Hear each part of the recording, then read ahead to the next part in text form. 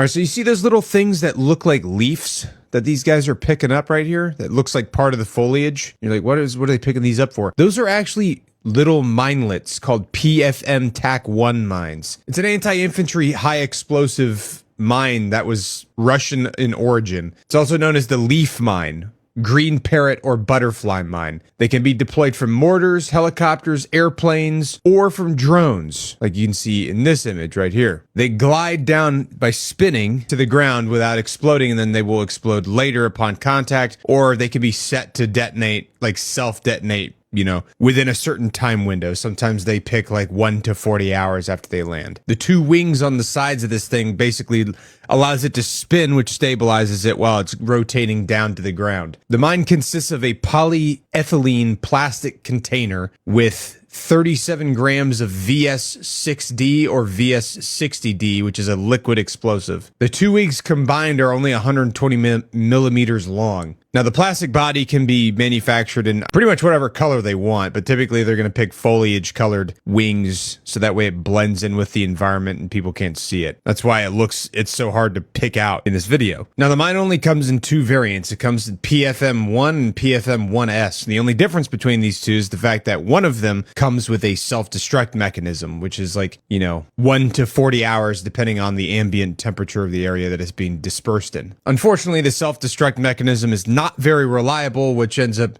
leaving mines in an armed or sensitive state wherever they've been deployed, and sometimes they'll randomly continue to self-destruct weeks after they were deployed. Now, apparently these Russian minelets were first used in 1973 during the Israeli-Syrian conflict, and then they were used in much bigger numbers during the Soviet occupation of Afghanistan in the 1970s and 1980s. Unfortunately, these types of mines can only be disposed of through either destruction or activation by mechanical or explosive means. They cannot be disarmed. So the problem with that is once they're spread all over the entire landscape, the only way to get rid of them safely is by blowing them up. And if they're all over the place, well, that's going to be a real problem. Now, there was a time where Ukraine stated they had a stockpile of 6 million units in 1999. Although Russia never claimed how many they had, but they probably had, I would say, a lot more than that.